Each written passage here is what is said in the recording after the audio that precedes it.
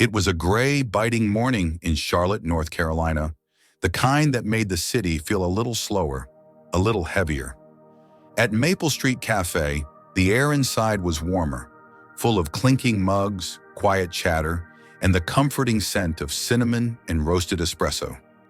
Emily Sanders, a 28-year-old waitress with a tired smile and hopeful eyes, was just wrapping up her night shift. She wiped down the counter for the fifth time, watching the last few customers trickle out into the cold dawn. It had been a long night, and rent was due in 3 days. That's when the door creaked open one last time. A woman stepped in, wearing a dark coat and a baseball cap pulled low over her face. She looked drained. Not in a celebrity meltdown kind of way, but more like someone who'd been carrying the weight of the world in silence. Emily greeted her as she did every customer, with warmth and without judgment.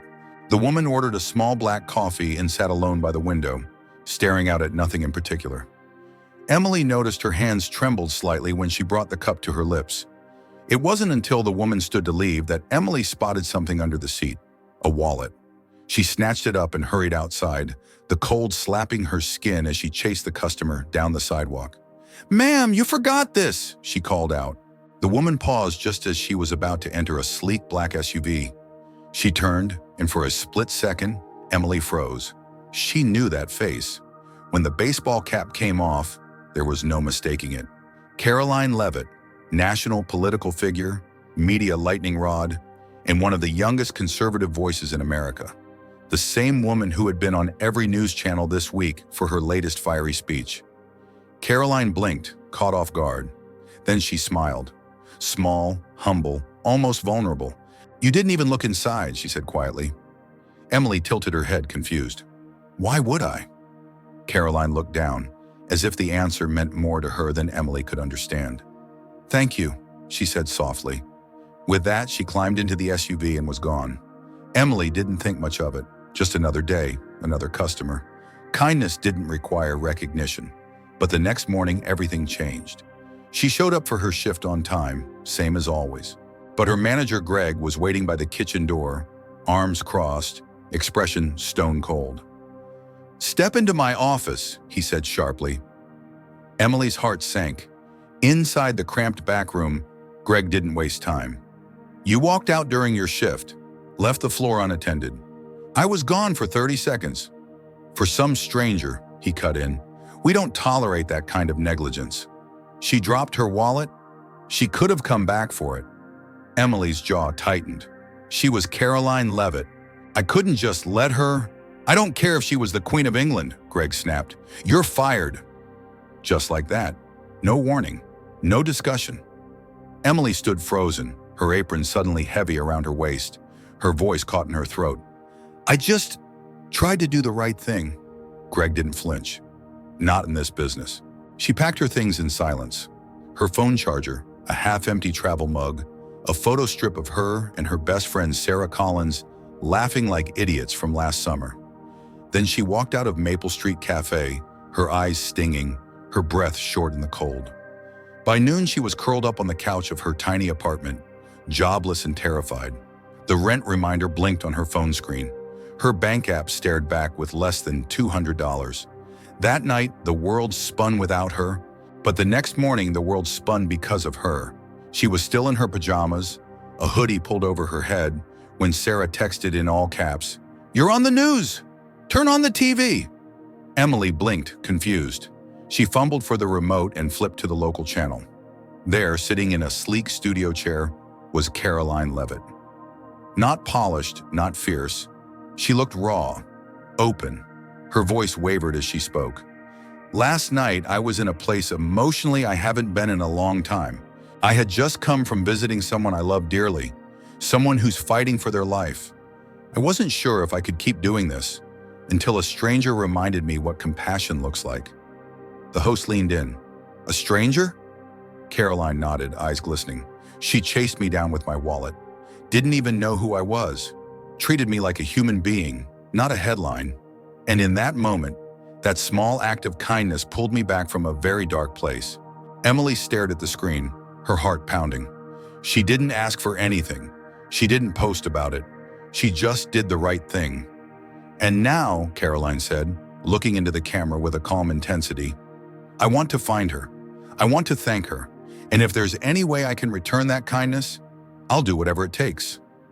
Emily's phone exploded with messages, Twitter notifications, news headlines, texts from old coworkers, and a deep, shaking breath escaped her chest. This wasn't just about a wallet anymore. What would you have done if you were in Emily's shoes? Would you have run after Karoline or stayed at your post? Do you believe that one small act of kindness can change someone's life? Have you ever been punished for doing the right thing? How did it make you feel? If this story moved you, comment 100 below to show that kindness still matters in today's world. Emily Sanders had never been the kind of person to make headlines. She had no political opinions plastered on her social media, no viral TikToks, no dreams of going viral. She just wanted to pay her rent, feed her cat, and maybe, on a good day, save enough to finally fix the leaky sink in her bathroom. But suddenly, her name was everywhere.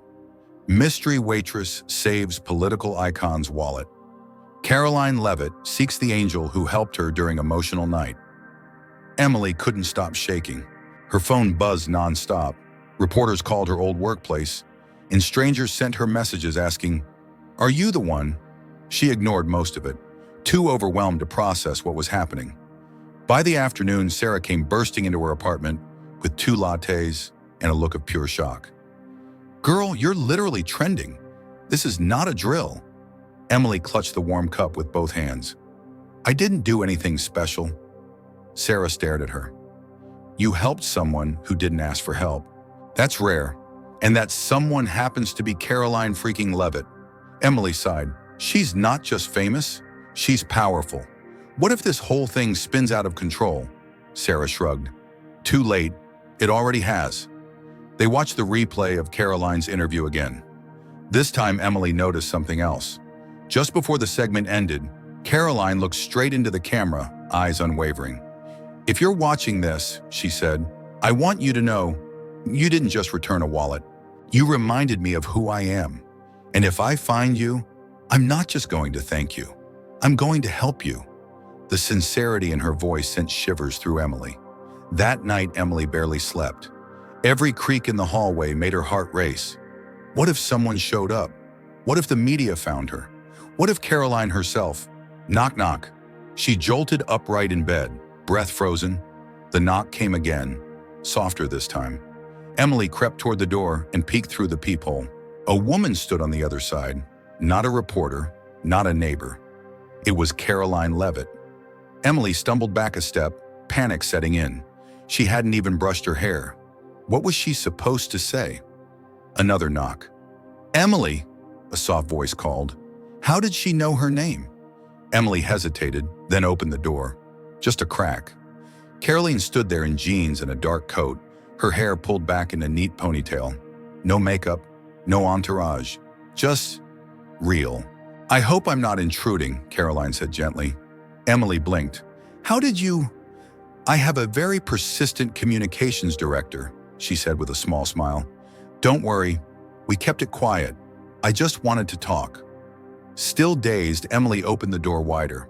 Karoline stepped inside like she'd been here before, like it wasn't the smallest, messiest apartment she'd probably ever seen. She looked around, smiled at the cat curled on the couch, then turned to Emily. "I owe you more than a thank you." Emily held up a hand. "Please, don't feel like you owe me anything." "I do." Karoline paused. "Can I sit?" Emily nodded quickly. "Yeah, of course, sorry." They sat across from each other. Karoline glanced at the half-empty ramen cup on the counter, the unopened eviction notice tucked beneath a pile of junk mail. Her eyes softened. "May I ask something?" Karoline said. "Why did you run after me that night?" Emily tilted her head. "You dropped your wallet. That's it?" Emily hesitated. "I saw something in your eyes. You looked tired, like you were carrying something heavy." "I don't know. I guess I just thought, if I could make your night a little easier." Karoline nodded slowly, processing the words. "You did," she whispered. "More than you know." The silence between them thickened. Not awkward, just weighty, as if something was waiting to be said. Then Karoline stood, reached into her bag, and pulled out a white envelope. Emily flinched. "What is that?" Karoline offered it to her. "It's not charity, it's respect." Emily hesitated, then opened the envelope and froze. A check with 5 zeros. Her hand trembled. I can't take this." "You can," Karoline said firmly, "and you should. I don't want people to think I helped you for this." "Then don't tell them," Karoline replied. "You helped someone who needed it. I'm just trying to do the same." Tears welled in Emily's eyes. "I lost my job because of you." Karoline's expression darkened. "I know, and that's why I'm here." She pulled out her phone and handed it to Emily. On the screen was an email draft addressed to the head of communications at Liberty Foundation, one of the largest political community groups in the country. "I want to offer you a job," Karoline said. "Something better than waiting tables. You've got the heart. You've got the values. We need people like you." Emily stared at the screen, stunned. "Why me?" Karoline smiled gently. "Because the world doesn't change through power. It changes through kindness." At that moment, Emily didn't feel like a waitress anymore. She felt seen, respected, needed. Her phone buzzed. It was a new text from her landlord. "Eviction proceedings start Monday." She looked up, suddenly overwhelmed. "This is too much." Karoline reached across the table, placing a hand on hers. "You saved me. Let me return the favor." Emily broke. The tears came fast, hot, and silent. She nodded. They sat there for a while. No cameras, no politics. Just two women connected by a moment of unexpected humanity. Karoline eventually stood, brushing her coat sleeve. "I have to go," she said. "But this doesn't end here. You and we've got work to do." She stepped to the door, then paused. "Promise me something." Emily wiped her cheeks. "What?" Karoline looked back, voice soft but sure. "Don't stop being kind, even when it costs you. That's the kind of strength we need more of."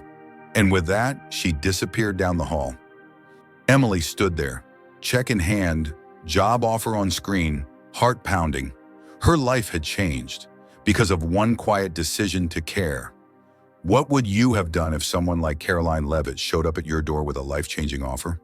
Would you accept it or walk away from the spotlight? Let me know in the comments.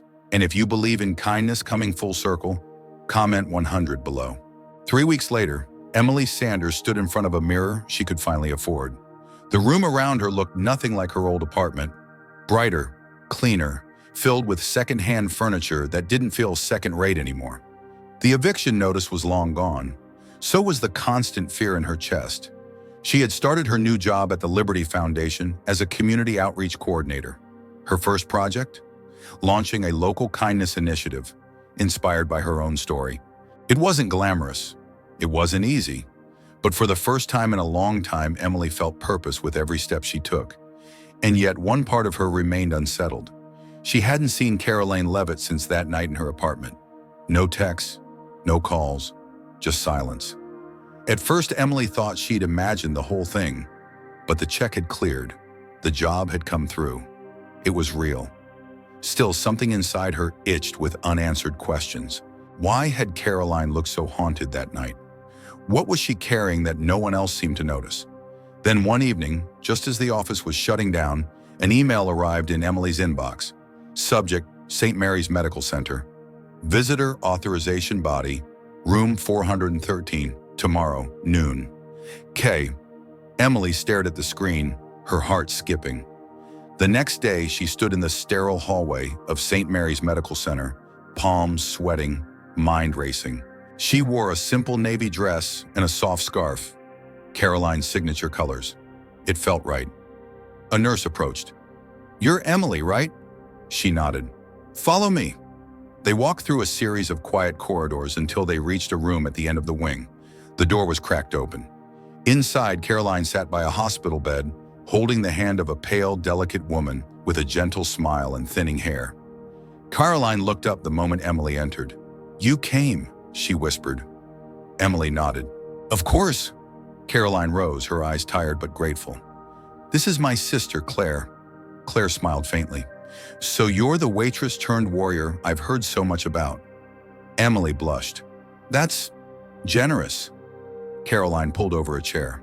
"Come sit." For the next hour, the three women talked. about everything and nothing. Claire spoke about her love of music, her fight with cancer, and the stubbornness that Karoline had apparently inherited. "She never cries," Claire teased, squeezing her sister's hand. Karoline chuckled softly. "Only when she makes me."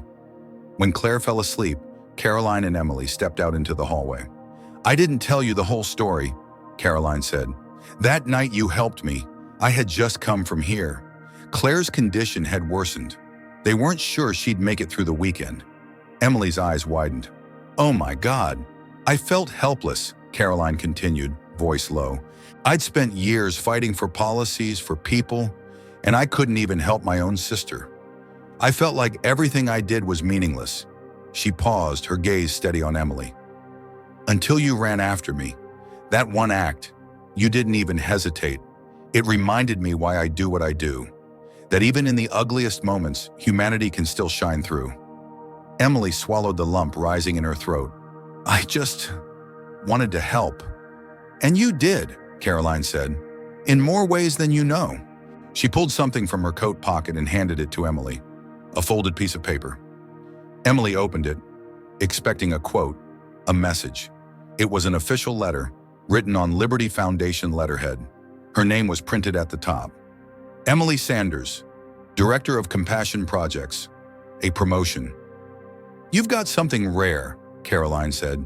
"Heart and follow-through. We need more leaders like that." Emily stared at the paper, then looked up. "Why me?" Karoline smiled. "Because you didn't ask for anything, and still, you gave everything." They stood in silence, the weight of the moment shared between them. "I want you to promise me something," Karoline added. Emily nodded. "Anything. Don't ever forget who you were before all of this. The girl who ran out into the cold night for a stranger. Hold on to that." Emily's eyes filled with tears. "I will." Karoline placed a hand on her shoulder. "Then go lead something beautiful." 2 months later, Emily stood in front of a crowd at a school gymnasium, the first official event of the Kindness First campaign. Behind her, banners fluttered with stories of small acts that changed lives. The program had already spread to 5 cities. And watching from the back of the room, sunglasses, blazer, quiet smile, was Karoline Leavitt. Emily's voice echoed through the microphone. "One decision, that's all it takes to change everything. I was a waitress. Now I get to change lives. And it all started with a wallet and a woman who just needed a moment of kindness." The crowd clapped. Karoline nodded. And somewhere deep inside both women, they knew this was just the beginning. So what do you think of this story? Did it move you? Surprise you? Make you believe in kindness again? If it touched your heart even just a little, comment 100 below. And let's remind the world that compassion is powerful.